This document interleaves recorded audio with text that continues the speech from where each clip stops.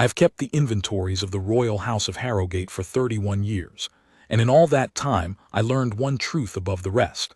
A lie hides best inside a number that no one bothers to check. My name is Osric Vane, master of the household to King Alaric of Eldermoor, and if you want to know how the greatest theft in the history of this palace was undone, you must understand that it did not begin with a chase or a drawn blade. It began with a latch that sat a hair's breadth too high. I noticed nothing myself. I want that plain from the start, because there is a version of this story that flatters me, and I will not tell it. The man who noticed was a guardsman, a sergeant of the Jewel House Watch named Corin Vayle, and on the morning our tale properly begins, he was standing his post exactly as he had stood it for 6 years, spine straight, chin level, white gloves crossed at the small of his back, eyes forward at nothing, while the whole palace roared around him like a river in flood. We were 9 days from the investiture. In 9 days the king would stand in the great hall beneath the banners of 11 generations, and name his grandson, Prince Rowan, heir to the realm before every peer of Eldermoor and every envoy of the neighboring crowns. It is the largest ceremony a reign produces.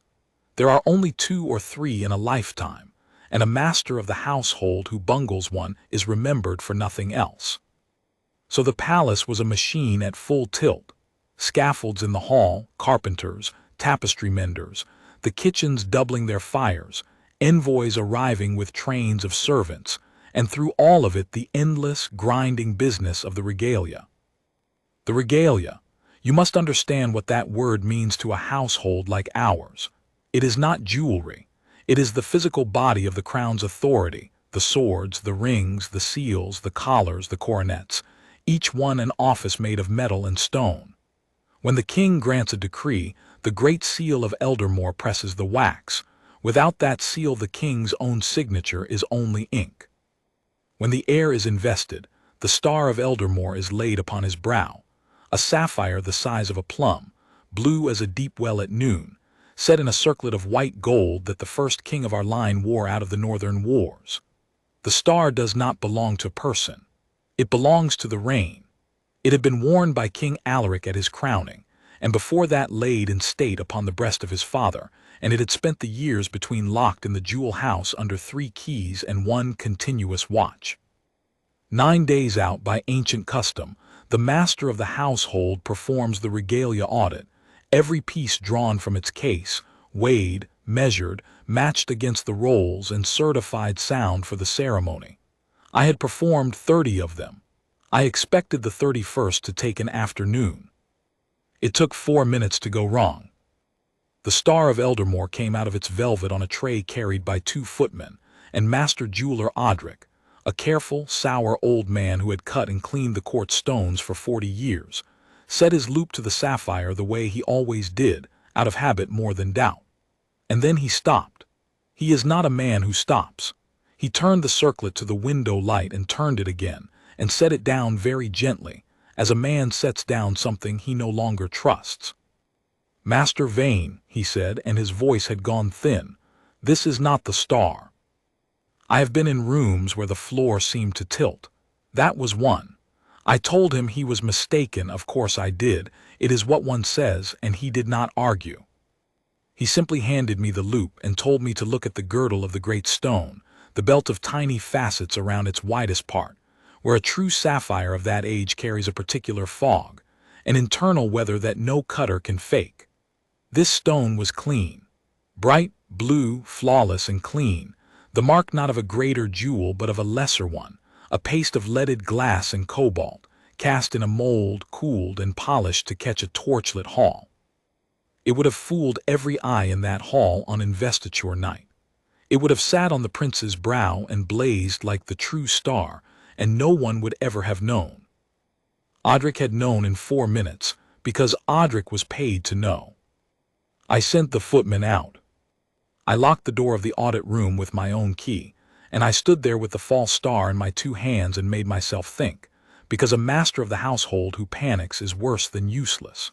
The true star was gone. Someone had opened a case under 3 keys and 1 continuous watch, lifted out an object of incalculable value and older meaning, and left a forgery so exact that only a jeweler's loupe could betray it. That is not a thief who climbs a wall. That is a thief who is handed the keys. And that was the thought that frightened me, standing alone in that room. Because I knew, without wanting to, whose hands had held every key to the jewel house for the last 2 months. Let me set the board plainly, for you were not at court and cannot be expected to know its animals. King Alaric was in his 71st year, and though his body had slowed, his mind had not. He had reigned 40 years, buried one queen and married another. The first queen, Isolde, mother of his only son, had died when Prince Rowan, her grandson, my prince, was small. She is spoken of at Harrogate the way one speaks of a clear day remembered in winter. The second queen was Morwenna, the Queen Consort, whom the king had married in his loneliness a dozen years on, and who had come to court trailing 2 grown children of her own from a first marriage, Lord Cassius and the Lady Verena. You will meet Cassius soon enough, so I will say only this now. He was a handsome man of perhaps 40, easy in a room, quick with a compliment, forever a little short of money and a little long on plans, and this is the point: he had lately been given an office. With the investiture bearing down and the household overstretched, the Queen Consort had pressed the king to name her son master of the revels, the officer charged with the ceremonies staging, the seating, the processions, the display of the regalia. It is an office of pageantry, not of trust. But pageantry at an investiture means access. Cassius had spent 2 months walking freely through the very corridors I now feared to think about, clipboard in hand, footmen at his heel, asking to see this and inspect that, with the Queen Consort's warrant behind every request. No door in the ceremonial wing had been closed to him, including, on 3 logged occasions that I would later learn of, the anteroom of the jewel house itself. I did not go to the king. I want you to understand why, because it matters. I had a forgery in my hands and a suspicion in my chest, and between them nothing, no proof, no witness, no thread I could pull without it snapping. If I accused the Queen Consort's son on a suspicion and was wrong, I would be finished, and worse, I would hand the true thief 9 days of warning to melt down a sapphire and scatter its dust. If I was right and moved too soon, the same. What I needed was a fact. One hard fact I could hold. So I did the thing a master of the household is trained to do. I went looking for the man who watches the door. The jewel house watch is the most tedious post in the palace and the most trusted. A guardsman stands it for 6 hours at a stretch, motionless, in a stone anteroom with nothing to look at but a locked bronze door, and the whole art of the thing is to see everything while appearing to see nothing. The sergeant of that watch was Corin Vayle. I knew him by sight and by reputation only, a lean, dark, quiet man in his early 30s, a soldier before he was a guardsman, the sort who is spoken of by other guardsmen with the particular flat respect they keep for one another and share with no one else.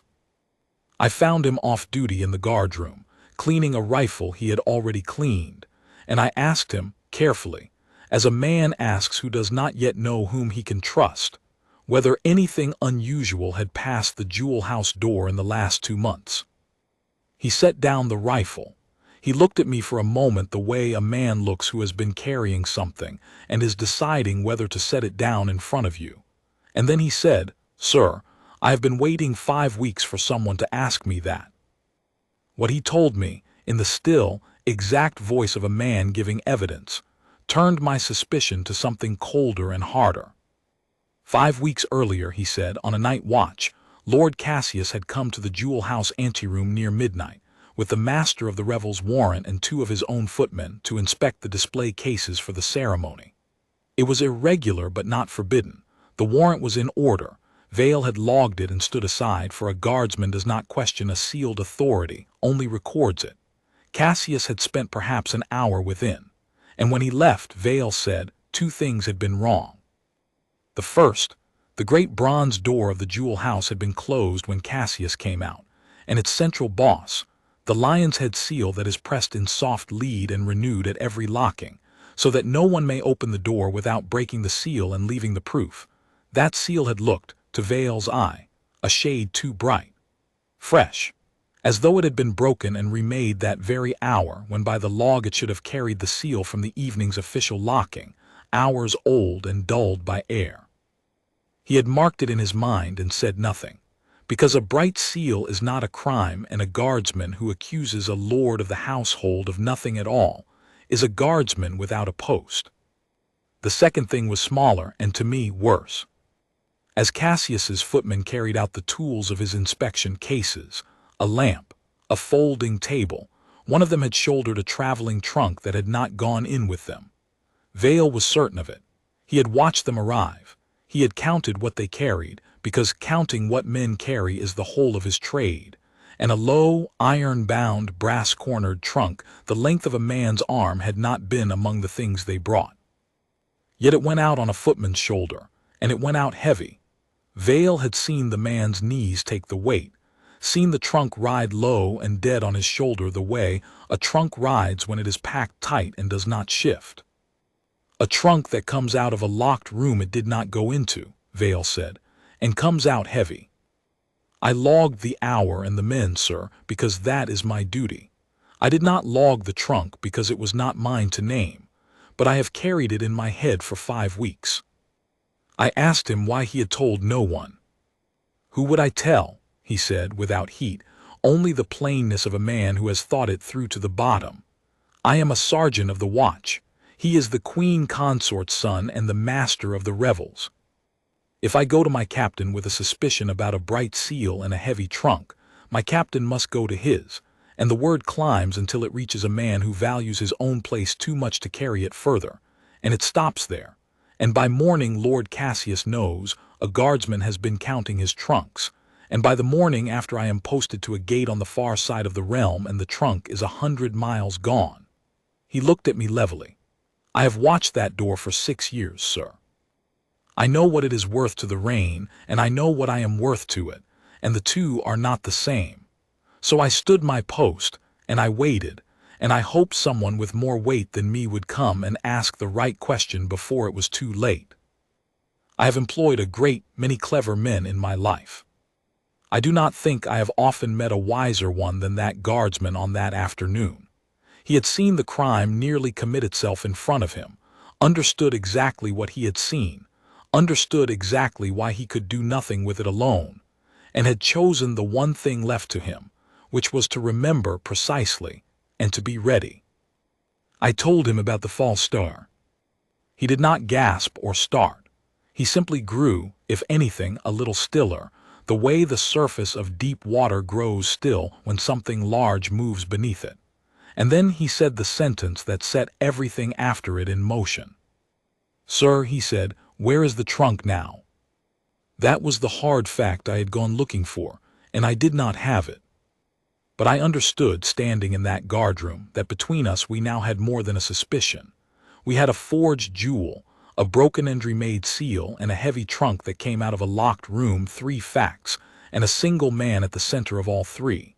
It was not proof. In a court of the king's law it would not have hanged a dog.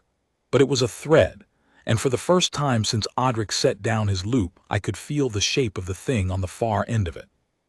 What I did not yet grasp, what neither of us grasped, that afternoon, with 9 days to run, was that the missing star was the smallest thing in that trunk. A sapphire is only a sapphire.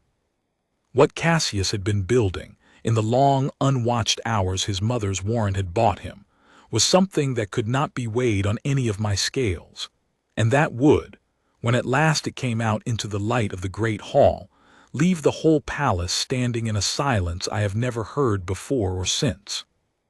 But I am ahead of myself. On that afternoon I knew only that I had 9 days, a false jewel, and 1 guardsman who could count.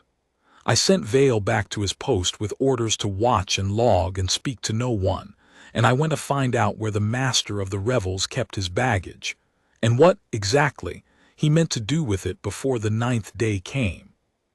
The answer to the first question was easy, and it should have told me at once how careless a clever man can be when he believes himself safe. Lord Cassius kept his baggage in the West Muniment store, a long vaulted room off the ceremonial wing where the master of the revels warehoused the machinery of the pageant.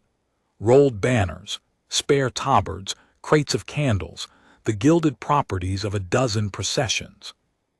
Among all that, unremarkable, sat the personal trunks of his office, and I did not need to go there myself.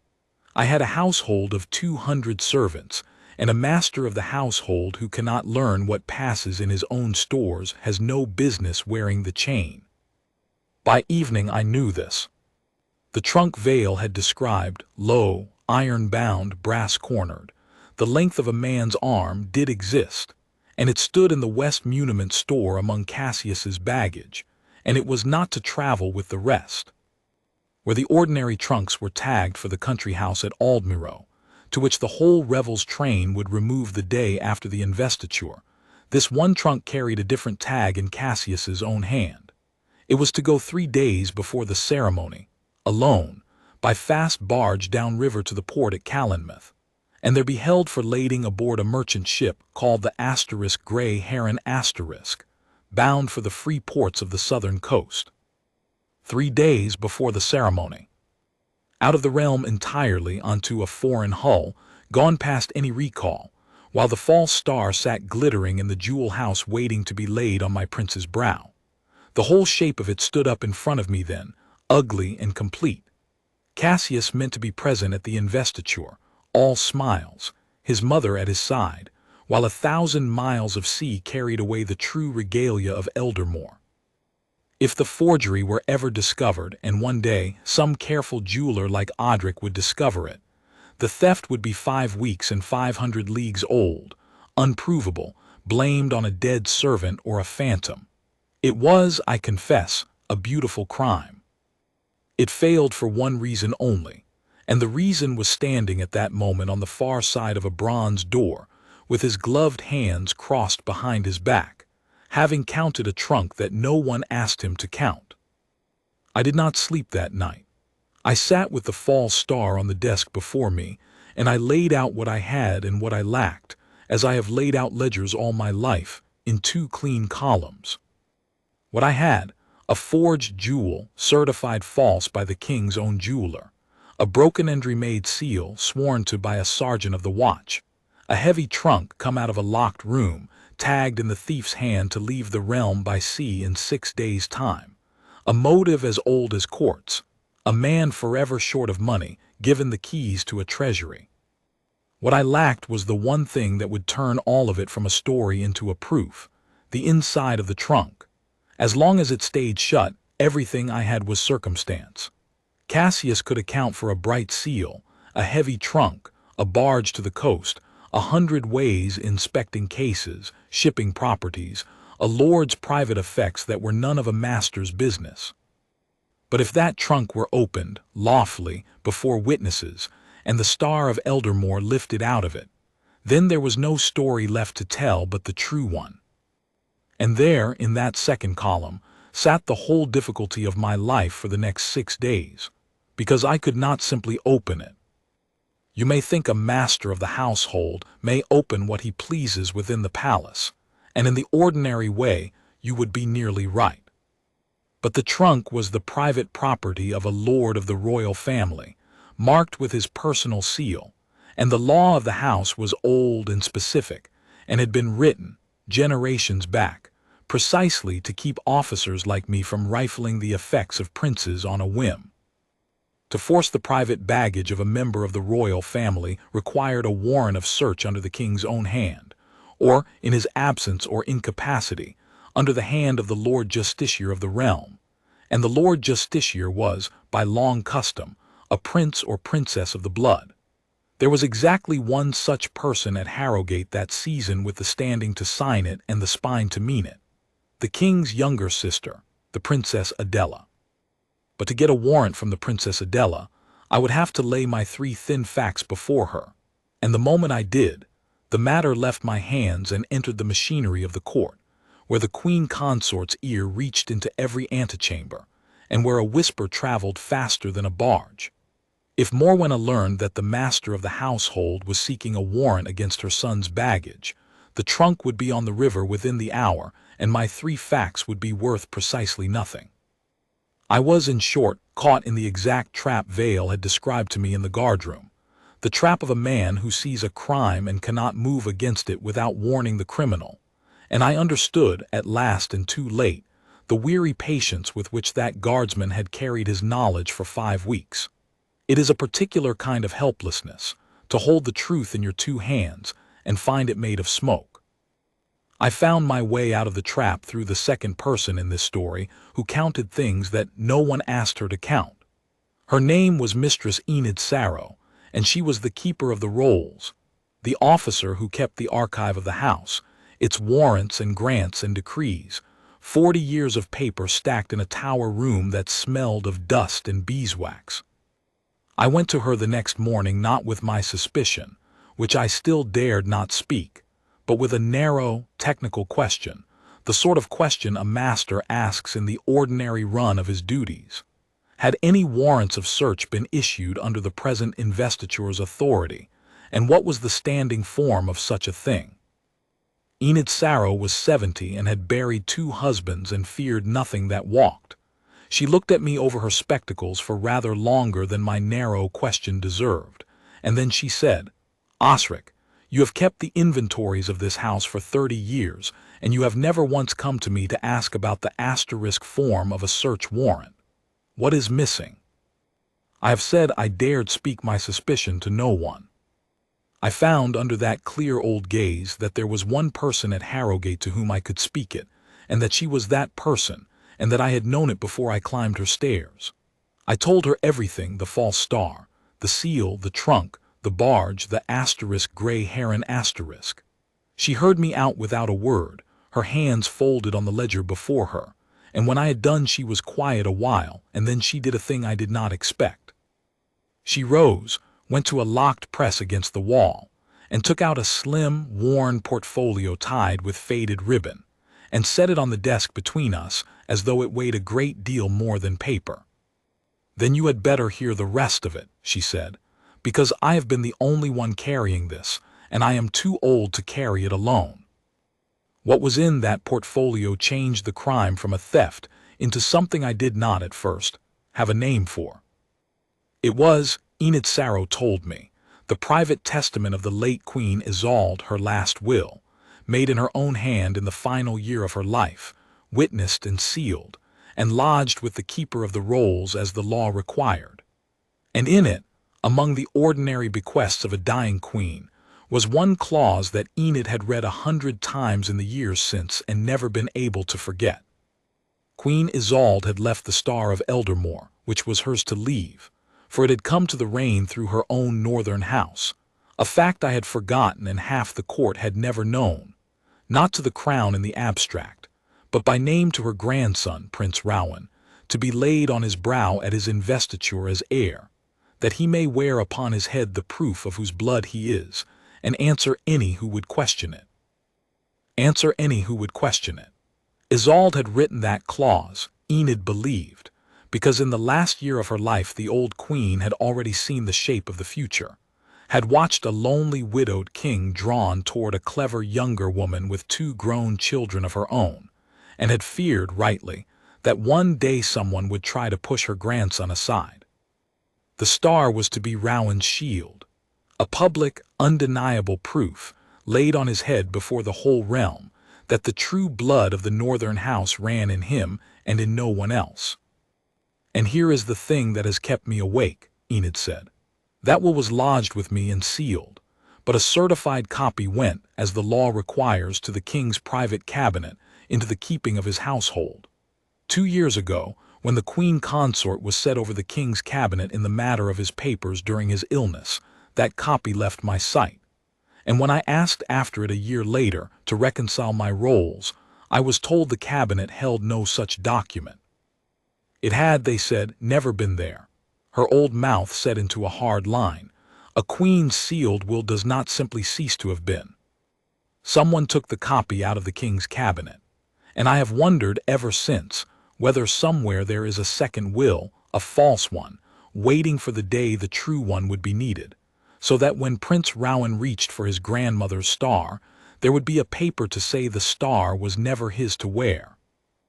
I sat in that dusty tower with a dead queen's will in front of me, and I felt the whole thing turn over in my mind and show me its underside. And the underside was far worse than a stolen jewel. Cassius had not taken the star for its price, or not only for its price.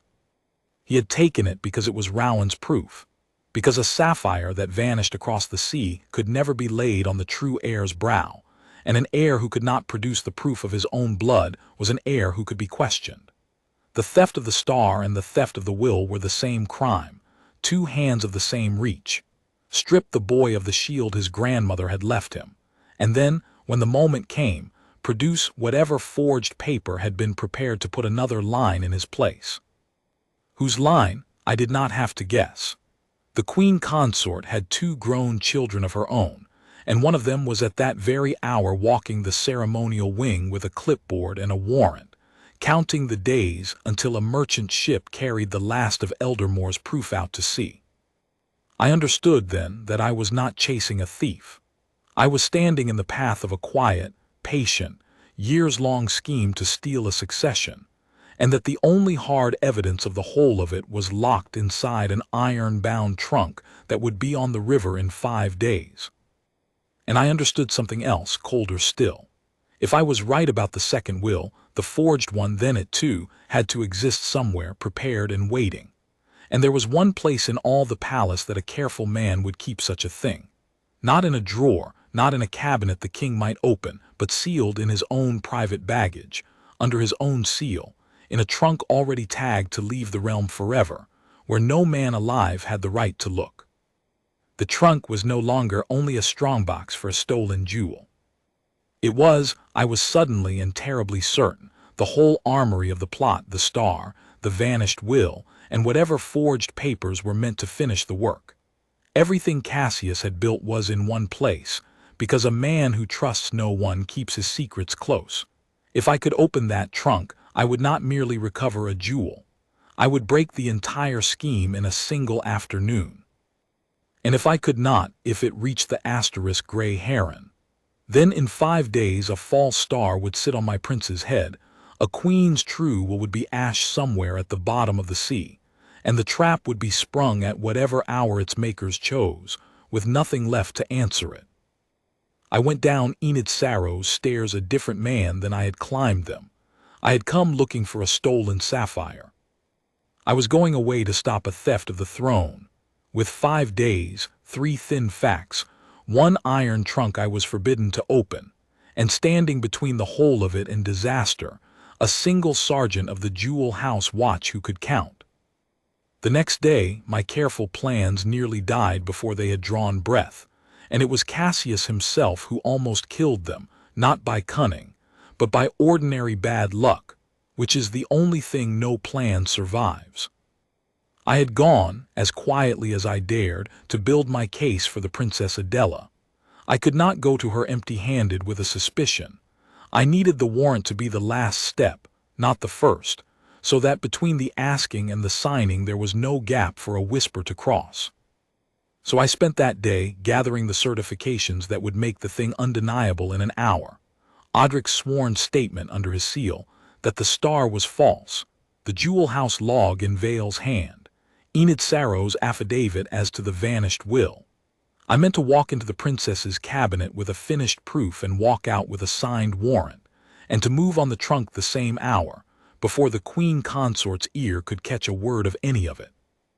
But a palace 9 days from an investiture is a house with no private corners, and I had reckoned without the master of the revel's appetite for oversight.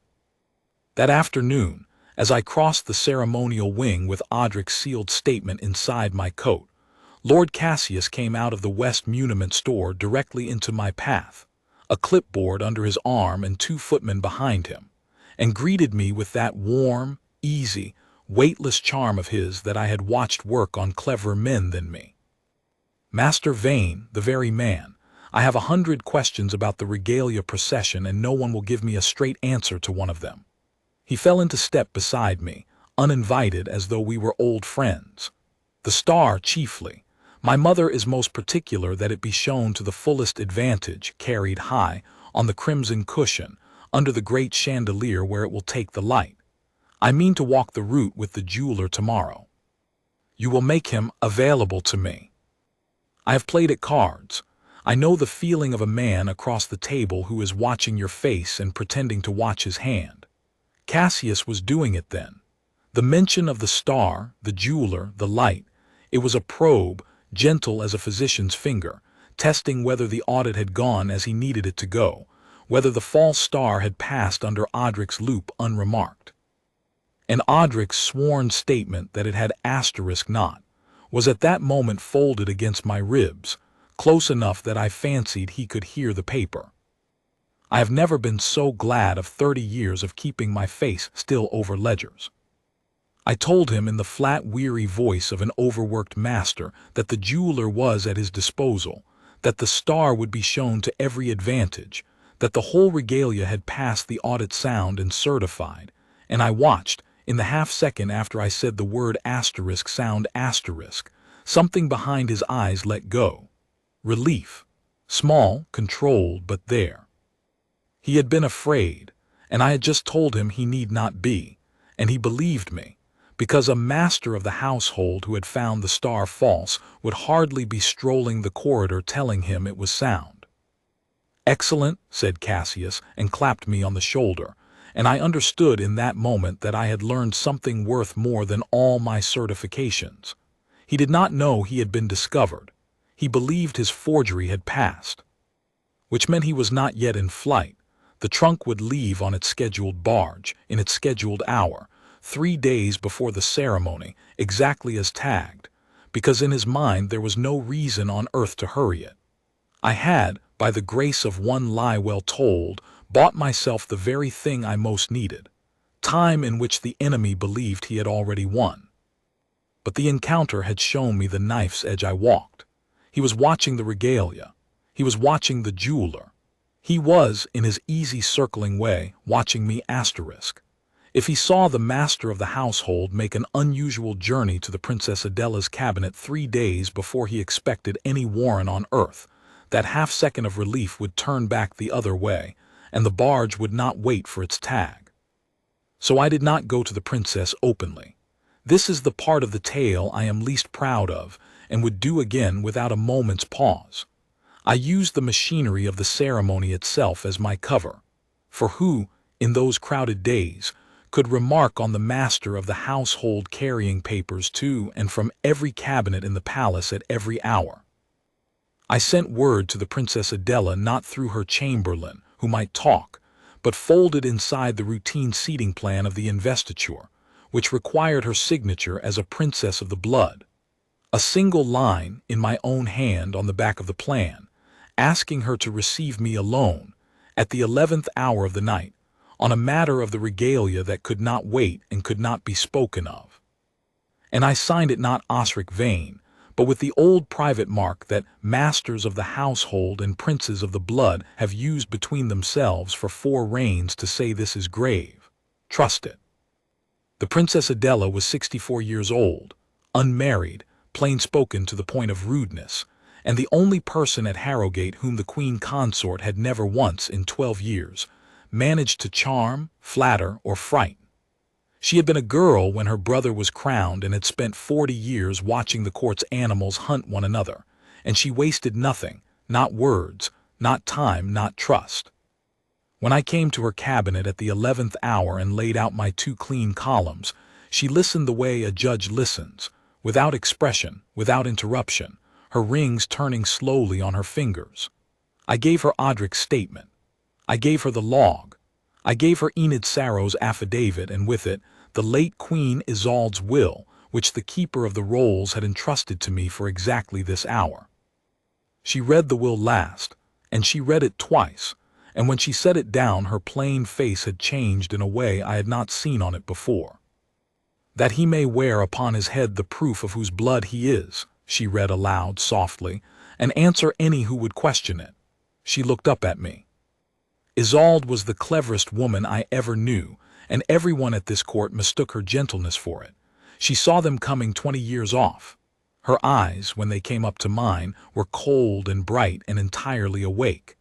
You believe the forged answer to this will is inside that trunk. I believe, Your Highness, that everything is inside that trunk. The star, the king's copy of this will, and whatever paper was prepared to unmake it. He has kept it all in one place because he trusts no one to hold a piece of it for him. It is his strength, and it is the one flaw in the whole design. If we open the trunk, we do not recover a jewel. We take the entire scheme in our hands at once. And if we are wrong, she said, and there is nothing in it but a lord's shirts and a jewel he can explain, I will have signed a warrant to force the private baggage of the Queen Consort's son on the word of a master of the household, and a jeweler and a heap of guesswork, 9 days before the greatest ceremony of my brother's reign, and Morwenna will have my head and yours and be right to ask for them. She said it flatly, not as an objection, but as a fact she was setting on the scale to be weighed. Then she took up her pen. But I knew Isolde, and I have watched that woman's son walk this palace for 2 months as though he already owned the flagstones. Give me the form.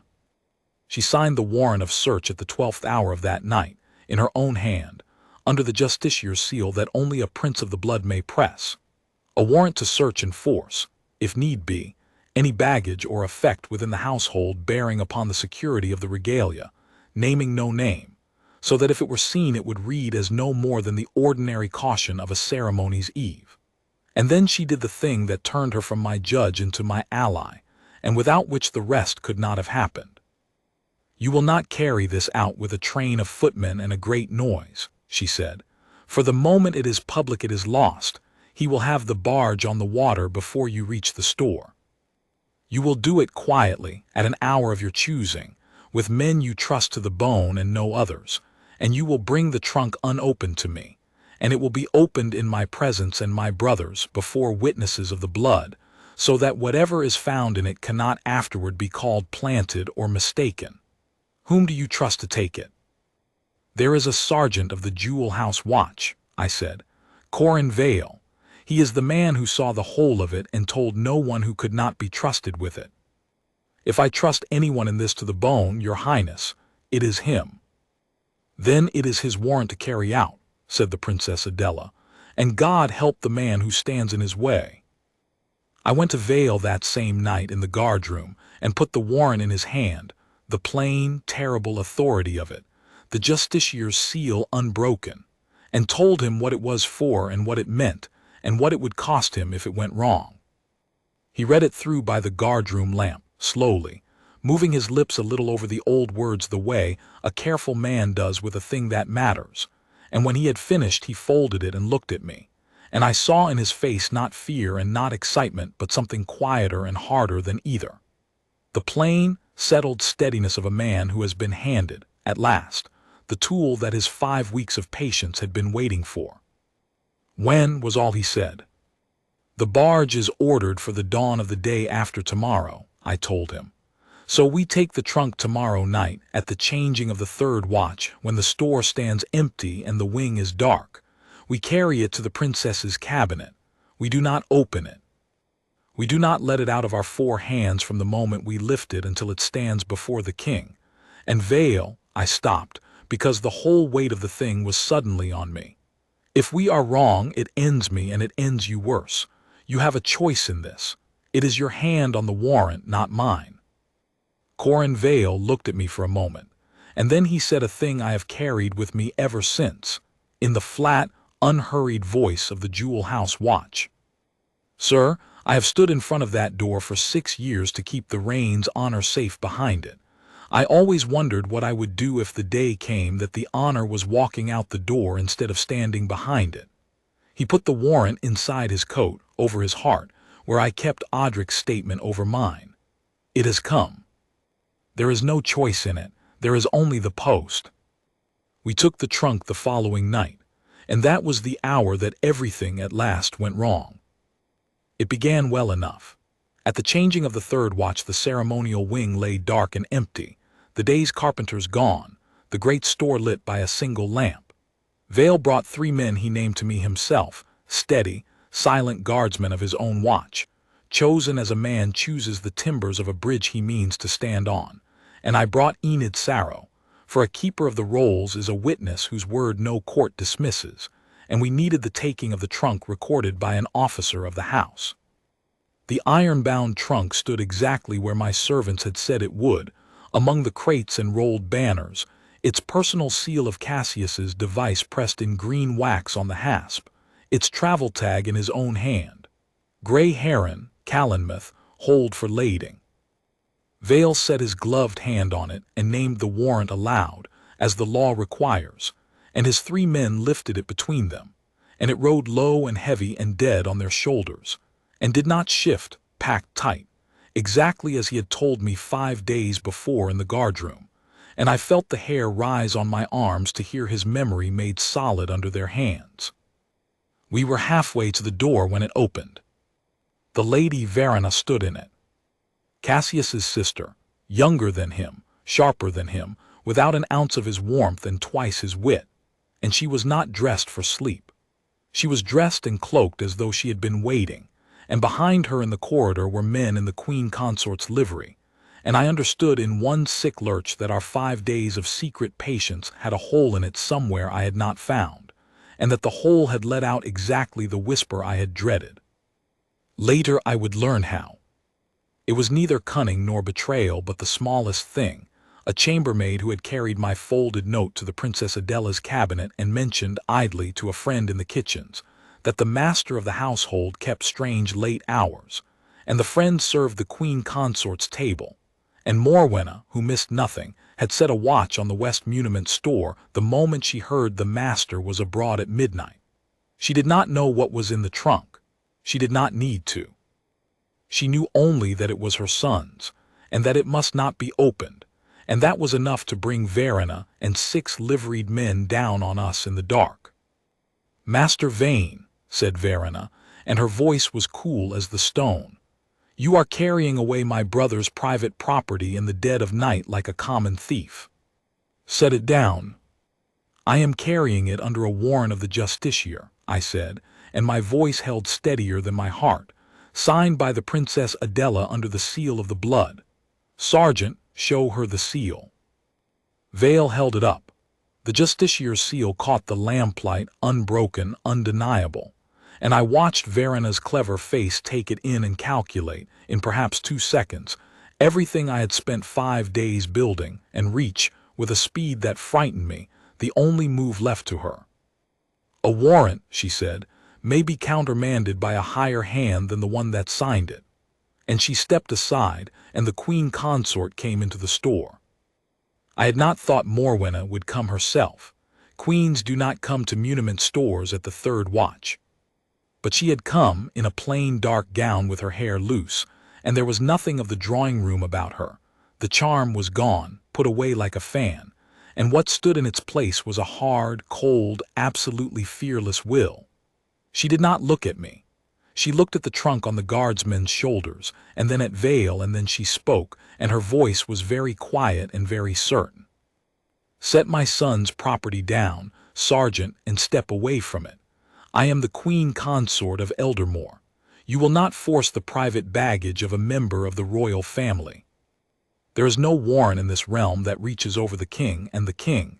She reached into her gown and drew out a folded paper heavy with a red seal, and held it up so that the great chandelier lamp caught it. "The king has forbidden it.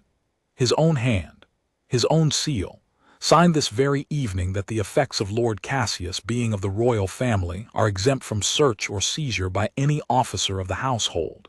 Read it, Master Vane, and then set it down." The room went still. I took the paper from her she let me, and I read it by the lamp, and my heart went down into my boots because it was perfect. The king's hand, or an exact echo of it. The king's private seal, pressed clean and red in the wax. The words plain and absolute. An order from the sovereign himself, over the head of his own sister's warrant, forbidding what we were doing in the very act of doing it. And the law was the law. The king's word is the last word, and a warrant of the justiciar is the king's authority lent, and the lender may recall it whenever he pleases. I stood there with the forged star's brother in my hand, for I did not doubt even then that it was forged. A man does not obtain the king's private seal and his exact hand on a knight's notice unless he has been forging both for 2 years, and I could not prove it. I could feel the lie in the paper the way I had felt it in the sapphire, and I had no more power to expose it than I'd had to weigh the trunk with my eyes. If I forced the seizure now, against a document bearing the king's own seal, I was in open rebellion against the crown, and so was every man holding the trunk. If I set it down, the barge would carry it away at dawn and the whole scheme with it. Morwenna watched me understand this, and then she did the cruelest and cleverest thing of that whole cruel clever night. She turned from me, for I was beaten, and she knew it, and she turned the full weight of her cold will on the one man in that room who held the warrant in his own hand. "You," she said to Vayle, "Sergeant, you are a soldier and you know what an order is. You are holding my son's property against the written command of your king. Set it down and I will forget your name by morning. Keep holding it, and you have chosen to defy the crown of Eldermoor with your own 2 hands, and I promise you, guardsman, on everything I am, that no post, no pension, no honor, and no mercy will remain to you or yours when the sun comes up. You have counted trunks that were not yours to count. Now count the cost of this one. Set it down." I want you to see what she had built, because it was a masterpiece of a trap. She had turned a matter of evidence into a matter of obedience. The trunk no longer mattered. The king's seal was on the table now, and the only question left was whether a sergeant of the watch would defy his sovereign's written word in a dark store at midnight on the say-so of a master and a scrap of suspicion. She had made it Vayle's choice, alone, and she had made every road out of it lead to his ruin, and she stood there in her plain dark gown, and waited for a soldier to do the only thing soldiers are trained past all else to do, which is obey. And this is the false dawn of my tale, the moment when it was, by every measure I could see, already lost. The king's seal against us. The justiciar's warrant overruled. The Queen Consort's whole will bent on one exhausted guardsman in the small dark hours, promising him the destruction of everything he had. I had brought him to this. I had put the warrant in his hand and told him it was his to carry, and now it had carried him to the edge of a cliff, and there was nothing left in my 2 clean columns to save him. I opened my mouth to tell him to set it down, to take the ruin onto myself, to end it, because I could not watch a good man broken for my certainty, and Corin Vayle spoke first. He did not raise his voice. He never, in the whole of this, raised his voice. He stood there with the trunk riding heavy on his shoulder and his 3 steady men beside him, and he looked at the Queen Consort of Eldermoor, and he said, in the flat, unhurried voice of the Jewel House watch, "Madam, with respect, I have stood before the king. I have taken his hand's command from his own steward, sealed and warm from his own cabinet, more times than I can count. And a command from the king does not come to a sergeant of the watch through the Queen Consort in a store at the 3rd watch of the night. It comes down the chain from the captain in the daylight before witnesses, the way authority has come down that chain for 4 reigns." He let that sit a moment. "This paper may bear the king's seal. I cannot judge the seal. I am not a jeweler, but I can judge the road it came by, and a true order does not travel by this road." He shifted the trunk on his shoulder, settling its weight, and I saw his 3 men settle theirs with him, and not one of the 6 liveried servants behind Verena moved a step. "So I will do the one thing my post allows me when I cannot judge a seal, and I will not disgrace a warrant. I will not set it down, and I will not carry it to the barge. I will carry it to the king, the true king, in the daylight before his sister and his court, and I will let it be opened in front of him. If his seal on your paper is true, madam, then the king himself will tell me so to my face, and I will take whatever comes to me for the doubt. And if it is not—" He did not finish it. He did not have to. He simply turned, with the trunk on his shoulder and the warrant over his heart, and walked toward the door, and his 3 men walked with him, and I understood that Morwenna's masterpiece had broken against the one thing she had never in her life had to reckon with. A man who could not be ruined into obedience because he had already, 5 weeks before, in front of a bronze door in the dark, decided what he served and made his peace with the cost. The Queen Consort did not scream or command. She was far too able for that. She stepped back and let him pass, and I saw her recalculate in the space of a breath, saw her understand that the trunk could not now be stopped without open violence in the corridors of the palace, and that open violence would ask the very questions she most needed unasked. She let it go. She let us go. And as I followed the trunk out into the dark corridor, her voice came after me, low and even and terrible in its certainty. "You have made a mistake tonight, Master Vane, that no warrant will mend.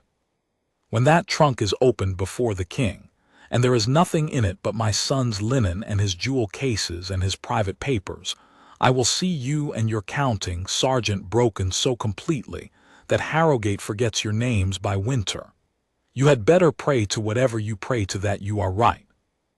I did pray. I prayed the whole length of that corridor with the trunk riding ahead of me heavy on Vale's shoulder, because she had planted with those few even words the one seed of doubt that a schemer always keeps in reserve. What if it is empty? What if he moved it? What if the thing you are so sure of is not there, and you have staked 2 lives and a sergeant's honor on a box of shirts? I had not seen inside. No one had. All I had was 3 thin facts and a dead queen's will, and the memory of a guardsman who could count, and against them the king's own seal on a paper that said I was a fool. We carried the trunk through the sleeping palace to the Princess Adela's cabinet, and we set it down, unopened, its seal unbroken, in the center of her floor, and we set 2 of Vale's men to guard it turn and turn about, and I sat down in a chair beside it and did not leave it for the rest of that night. And Corin Vayle stood over it until the dawn came, motionless, chin-level, gloved hands crossed behind his back, guarding the one iron box on which the honor of the reign, the succession of the throne, the will of a dead queen, and the whole of both our lives now balanced.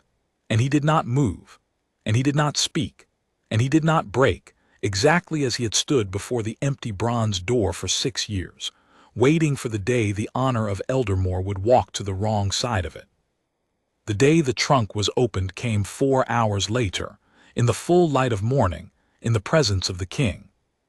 The Princess Adela had sent word to her brother before dawn, and she had chosen her ground with the same cold wisdom she had shown all through. She did not have the trunk carried to a private closet where a thing might be hushed. She had it brought to the small council chamber, a high, bright room with tall windows over the eastern court, and she summoned to it in the king's name the witnesses whose eyes could never afterward be denied.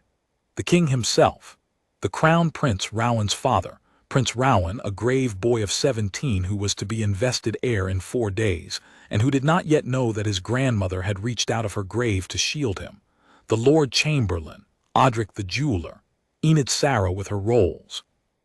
And for the princess would give no one grounds to cry foul, the Queen Consort Morwenna and her son Lord Cassius themselves, brought in to see their own baggage searched, as the law of a fair proceeding required. The king came in slowly, leaning on his stick, and I will remember his face as long as I live. Alaric had ruled 40 years, and he had the stillness of a man long past surprise. But when he saw the iron trunk standing in the light of his council chamber with a guardsman posted at each corner, and his sister and his master of the household ranged behind it, and his queen and her son brought in to face it, he understood at once that this was no small matter, and I watched 40 years of kingship settle over his face like a visor coming down. He lowered himself into the chair at the head of the table, and he set both hands on the head of his stick, and he said, in a voice gone quiet and hard, "I am told there is a warrant and a countermand under my own seal, and a dispute between the 2. I am told my sister signed the one, and I am told I signed the other. Let us begin with that, for I signed no such countermand, and I should like to know who says I did." Morwenna did not flinch. She was magnificent in her way to the very end. "Sire, you were weary, and I did not trouble you with a servant squabble. Your steward brought you the paper among the evening's business, and you sealed it as you seal 100. If you do not recall it, That is the tiredness of the hour, not. I sealed nothing last evening, said the king, for last evening my hands were too swollen to hold the seal, and my steward will tell you he pressed no wax for me these 3 days. Bring me the paper.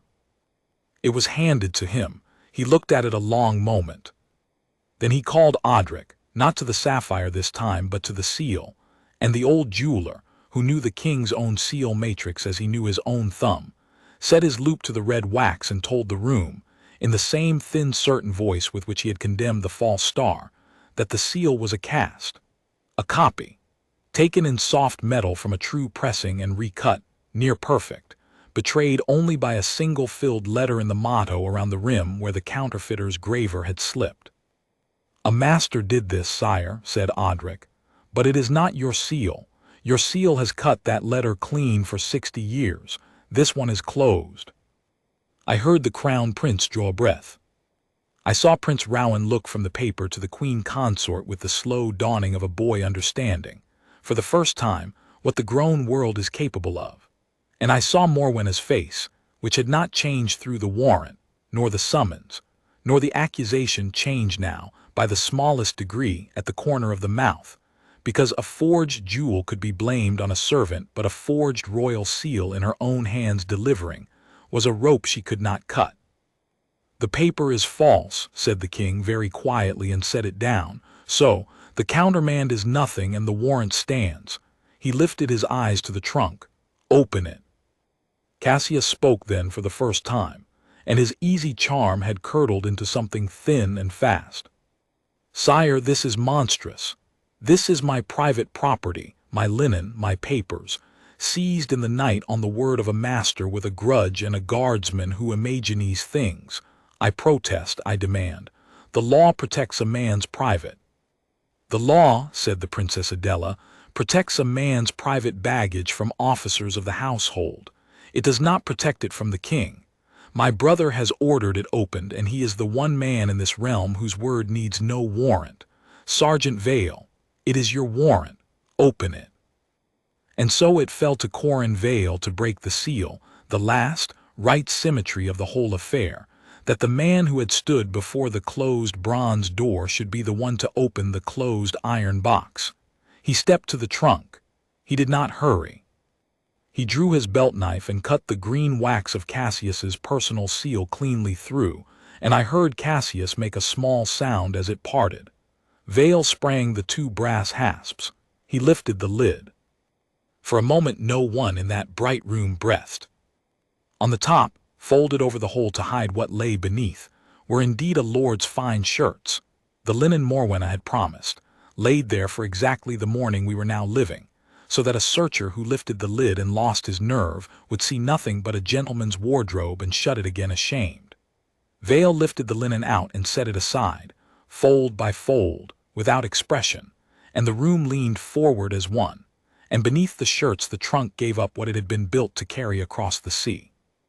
The Star of Eldermoor lay in a nest of black velvet in the center, the true star, the great sapphire with its deep internal weather, its blue the blue of a well at noon, unmistakable beside the memory of the bright dead paste in the jewel house. Osric was at the king's side in 2 steps, loop out, and after one long look he straightened and said, with something breaking in his old voice, "Sire, this is the star. This is the true Star of Eldermoor." And a sound went round the chamber that was half gasp and half groan, the sound of a dozen people watching a suspicion become a fact in front of their eyes. But the star, as I had told the Princess Adela in the dark, was the smallest thing in that trunk. Beneath it and around it, in flat oilcloth folders tied with tape, was the true armory of the plot, and Vayle lifted them out one by one and laid them along the council table under the king's eyes, and Enid Sarrow named each as it came, in the dry, precise voice of the keeper of the rolls, and with each name the room grew stiller and colder and more appalled. The first folder held the king's cabinet copy of the late Queen Isolde's true will, the very document that Enid had been told 2 years before had never existed, with its clause naming the star to Prince Rowan, that he may wear upon his head the proof of whose blood he is. stolen from the king's own cabinet and hidden here, to be carried across the sea and lost, so that the truth it held could never again be produced.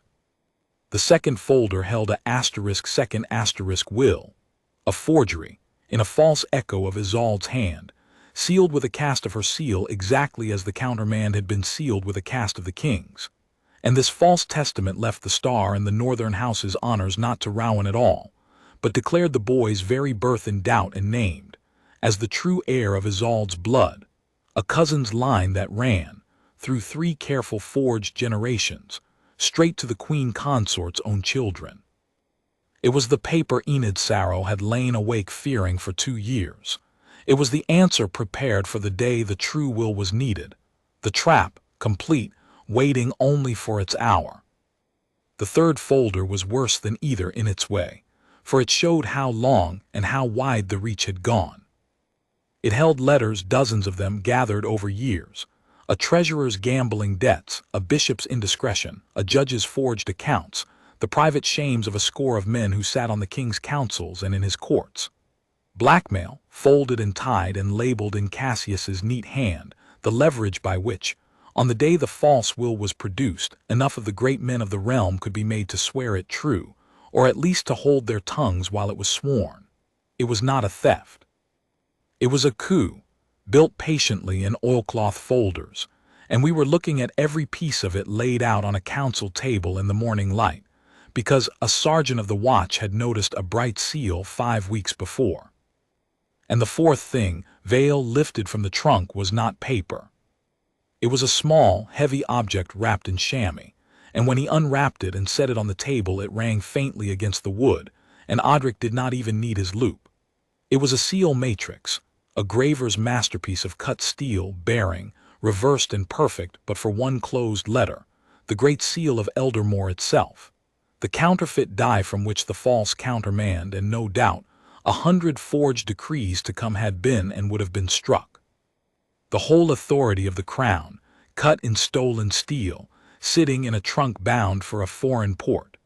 To hold it in that room was to hold the throne's own voice in a thief's hand.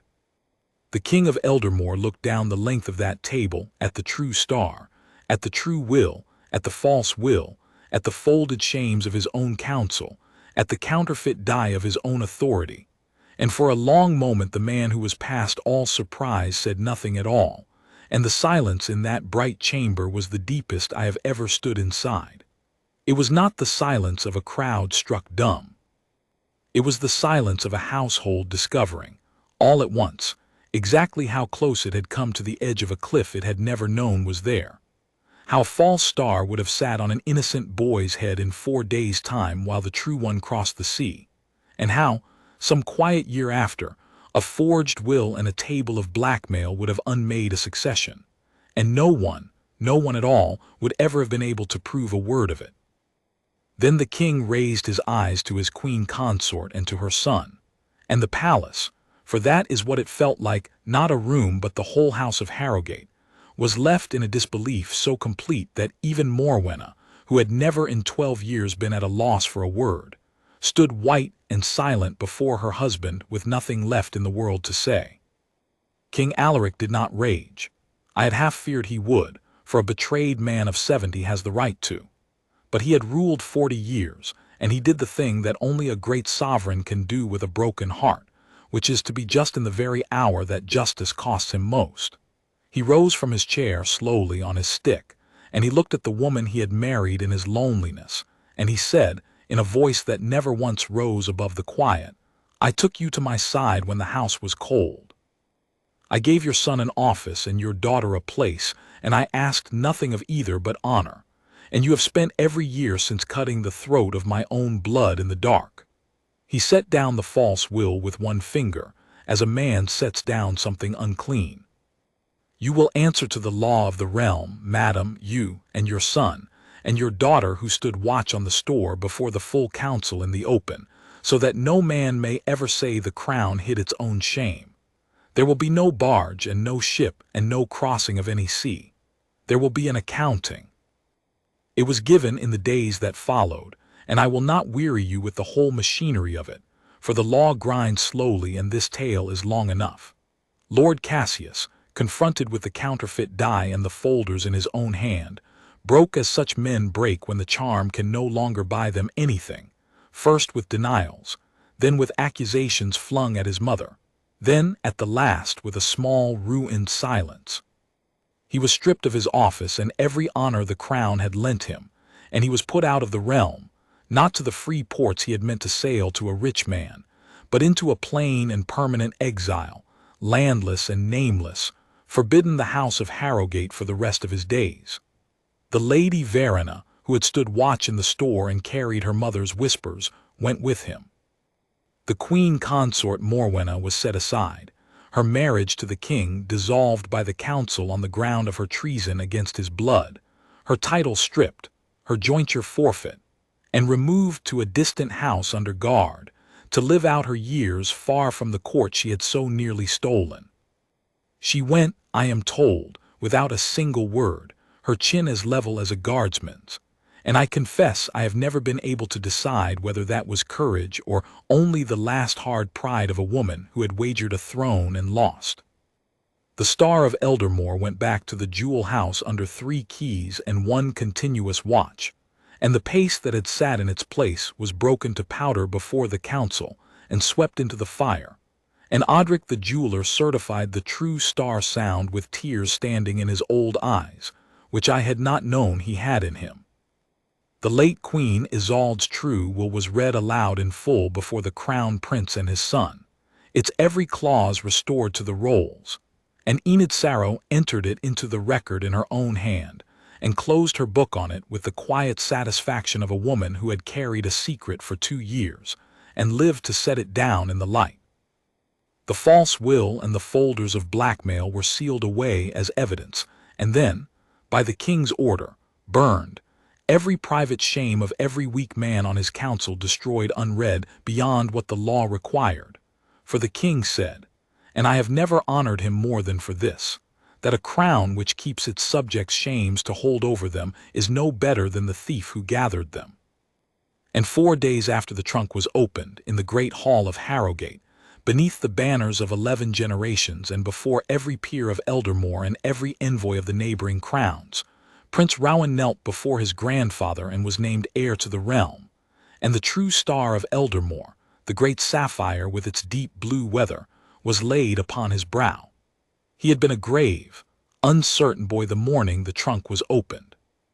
He was something else by the day he was invested, a young man who had watched, from very close, how nearly the truth of his own blood had been carried away across the sea, and who understood now in his bones that a crown is not a thing you are given but a thing that must, again and again, be defended by people who will not break.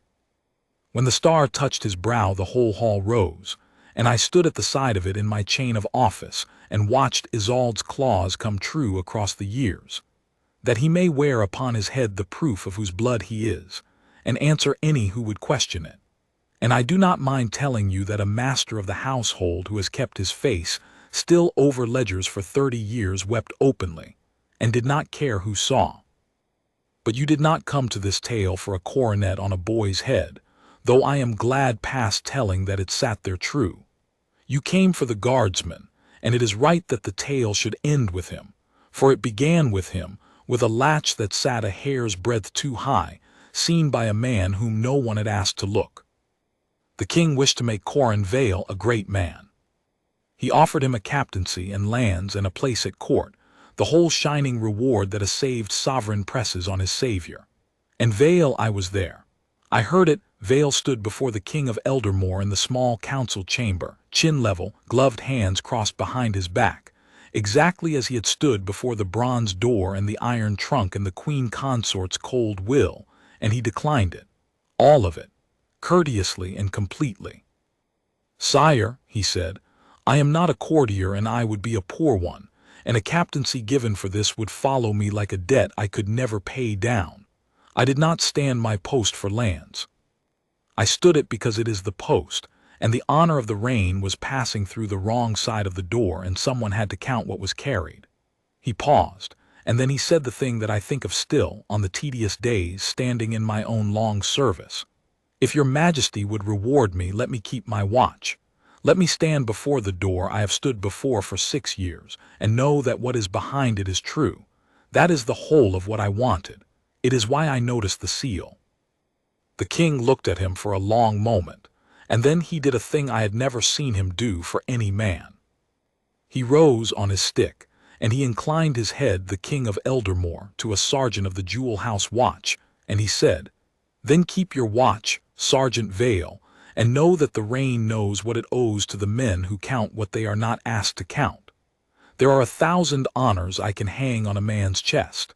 There are perhaps 3 men in a reign who do not want one. You are the rarest thing in my palace." He gave Vayle one honor only, and it was the only one Vayle would have taken.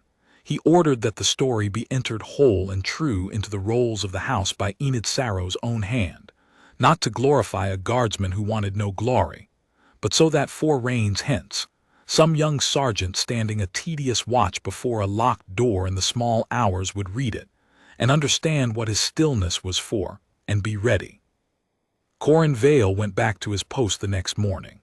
He is standing it yet, as far as I know, the same lean, dark, quiet man, spine straight, chin level, white gloves crossed at the small of his back, eyes forward at nothing, before a bronze door behind which the true Star of Eldermoor sits under 3 keys and 1 continuous watch. Tourists pass him and think him a statue. Envoys pass him and do not see him at all. He does not move, and he does not speak, and he does not break.